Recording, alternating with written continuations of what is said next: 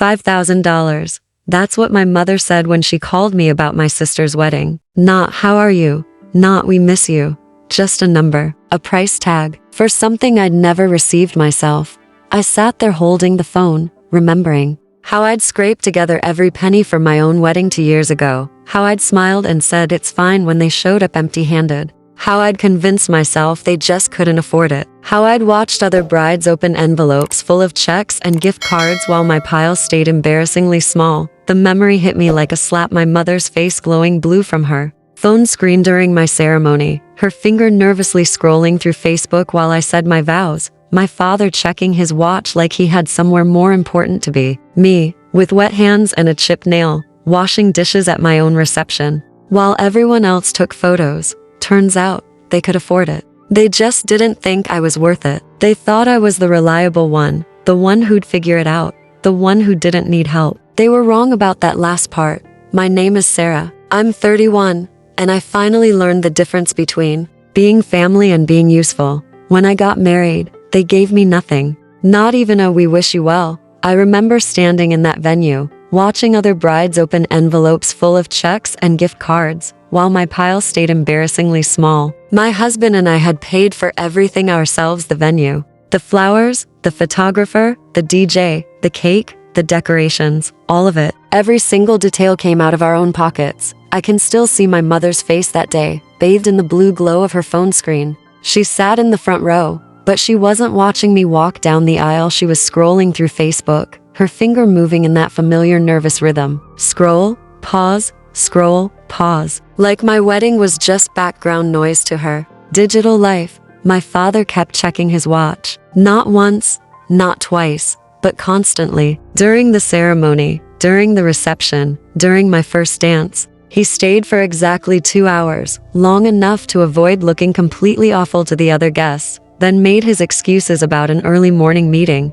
I told myself it was fine. I assumed they were struggling financially, and I didn't want to add pressure. That's what I do. I make excuses for people who don't deserve them. I watched other families crying during the father-daughter dance, and I got a stiff hug and a pat on the back. I watched other mothers fussing over their daughters' dresses, and mine asked if I had any aspirin. The silence that followed was deafening. No, thank you for the beautiful day. No, we're proud of you. No, the ceremony was lovely. Just absence. Like I'd thrown a party they'd been obligated to attend, and now their duty was done. I remember cleaning up the centerpieces myself while everyone else filtered out to the parking lot. My own wedding reception, and I was the one stacking chairs, my hands still damp from washing the cake plates because the catering staff had already left. I accepted it, quietly. I didn't expect anything from them ever again. At least, I thought I didn't. But some wounds don't heal just because you stop looking at them. They just learn to hide better,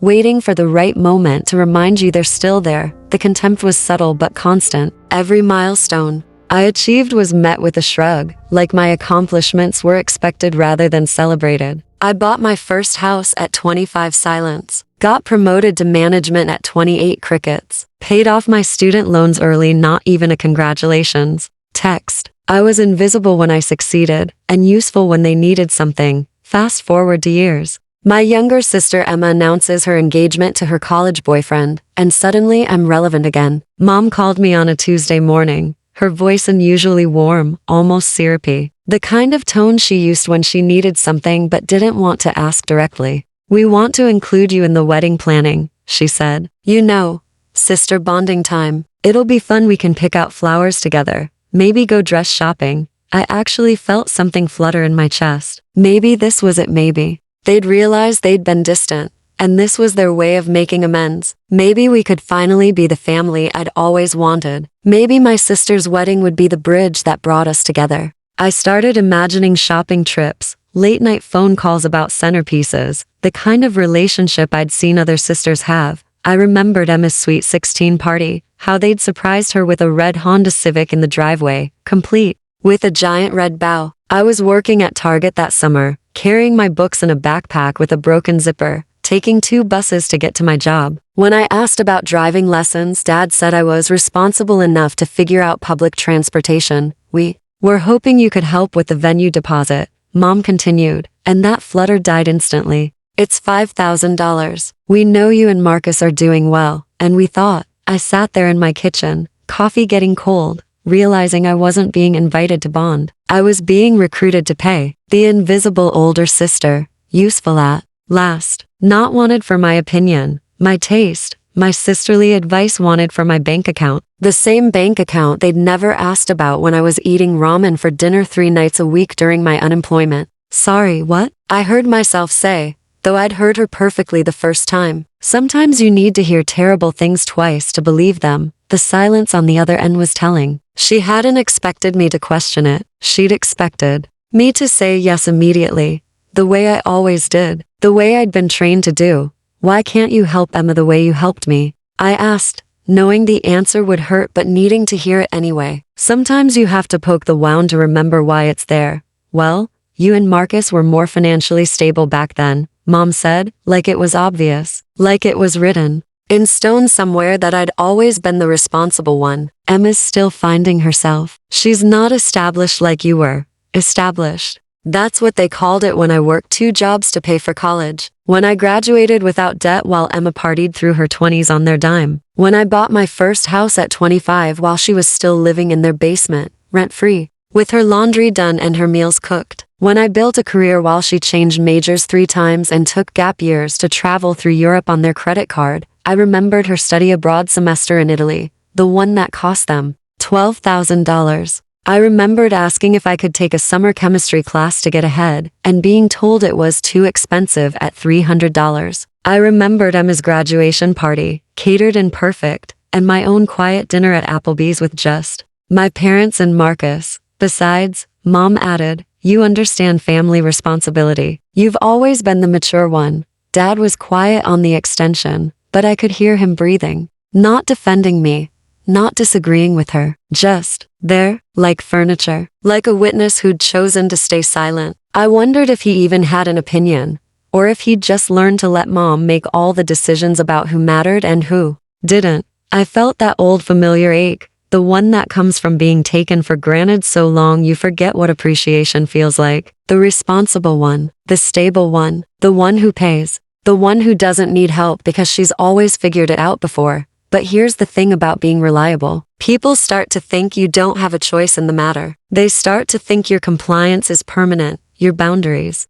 are negotiable, your worth is measured by your usefulness. I told them calmly that I wouldn't be contributing to Emma's wedding. I explained that I'd managed my own wedding without help, and she could do the same. I kept my voice level, professional even. I didn't yell, didn't accuse, didn't make it dramatic. I just said no. The word hung in the air like a bomb waiting to explode. You're being petty, Mom said immediately. You're punishing Emma for something that wasn't her fault. She didn't control what happened at your wedding. That's when Emma stopped talking to me. Not gradually, just stopped. No more texts, no more calls, no more social media interactions. Like I'd been erased from her contacts, blocked from her life. She'd unfriended me on Facebook, unfollowed me on Instagram. Complete radio silence. Then came the messages from aunts and cousins. It's just money, they said. Family is forever. Don't let pride ruin your relationship. Always the same theme. I was the problem. I was the one choosing money over family. I was the one being difficult. My Aunt Linda texted me. Emma's heartbroken. She thought you'd want to be part of her special day. You know how sensitive she is. My cousin Jennifer called to say I was making this about yourself when it should be about Emma's happiness. Uncle Dave sent a long email about how family comes first and money is just paper. My Aunt Carol's message was the worst. You've always been the stronger one, Sarah. Emma's more emotional. She doesn't handle stress well. She needs our support. I stared at that text for 20 minutes. I started typing a response about how I'd handled plenty of stress without support, about how strength isn't the absence of needs, about how being capable doesn't mean being expendable. My fingers flew across the keyboard, paragraphs of hurt and anger and truth. Then I deleted it all, every word. Instead, I wrote nothing. I sent nothing. I said nothing. The silence was my answer. For the first time in my life, my silence was intentional, strategic, chosen. Not the absence of words, but the presence of choice. Not one of them asked why I'd received nothing. Not one questioned the double standard. The pressure came from all sides, but never an acknowledgement that maybe, just maybe, I'd been treated unfairly first. They all assumed I was being unreasonable, because they'd never seen me be unreasonable before. That's the problem with being the good daughter. When you finally stand up for yourself, everyone acts like you've lost your mind. I started remembering things I'd buried, how I'd always been the one who had to understand. When Emma got a car for her 16th birthday, I was told I didn't need one because I was more responsible and could take the bus. I can still see that red Honda Civic in the driveway, the giant bow catching the morning light, Emma squealing and jumping up and down while Mom filmed it all on her phone. I was 17, working at Target, carrying my books in a backpack with a broken zipper. The metal teeth had separated near the bottom, and I had to be careful not to let anything fall out. I'd asked about driving lessons 6 months earlier, and Dad had said I was responsible enough to figure out public transportation. When she got money for spring break trips, I was working retail to pay for my own books. When she wanted to study abroad, they found the money, $12,000 for a semester in Italy. When I wanted to take a summer class to get ahead, I was told it was too expensive at $300. I remembered being unemployed for 3 months after college, eating ramen and stress, and no one asking if I needed help. I remembered calling Mom to tell her about a job interview, and she said, "Oh, you'll figure something out. You always do." Like my struggles were just problems that solved themselves, like I had some magical ability to make money appear. I remembered my wedding reception, cleaning up the centerpieces myself while everyone else left early. My hands were still damp from washing the cake plates because the catering staff had already gone. I was stacking chairs in my wedding dress, and Mom was in the parking lot updating her Facebook status about what a lovely evening it had been. Emma was the daughter they treasured. I was the daughter they counted on. There's a difference, and I'd been too busy being useful to notice it. She got encouragement and support. I got expectations and responsibilities. She got follow your dreams. I got be practical. They'd trained me to be invisible, to ask for nothing, to give everything. They'd taught me that my worth was measured by my usefulness, not my existence. And now they were surprised I wasn't opening my wallet with a smile. I thought about all the times I'd bitten my tongue, all the times I'd made excuses for their behavior, all the times I'd convinced myself I was being desensitive. I thought about the Christmas mornings when Emma got the bigger pile of presents, and I was told I was too old for that much stuff. I thought about the birthday parties they threw for her and the quiet dinners they gave me. The pattern was clear. It had always been clear. I'd just chosen not to see it because seeing it would have meant accepting that my own parents didn't think I was worth the same love they gave my sister. Some truths are too painful to acknowledge until you're strong enough to do something about them. I held my ground. Every guilt trip, every manipulation, every "but she's your sister," I let it all bounce off me. I'd spent years making myself smaller to make them comfortable. Not anymore. I'd spent 3 decades being the understanding one, the flexible one, the one who didn't make waves. Marcus found me in the kitchen one evening, staring at my phone. Another message from a relative, another attempt to make me feel guilty. "If you want to pay for it just to end this whole thing," he said carefully,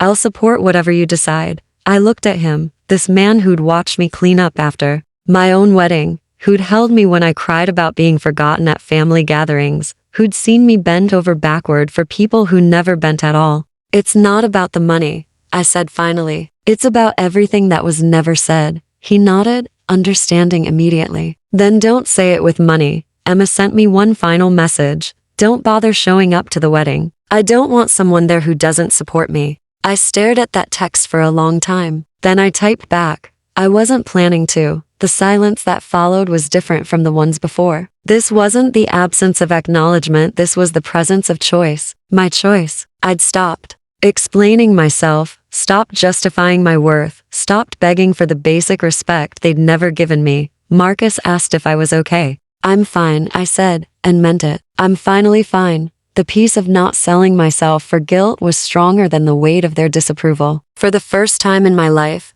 I'd chosen myself over their expectations. I'd chosen my dignity over their convenience. I'd chosen silence over submission.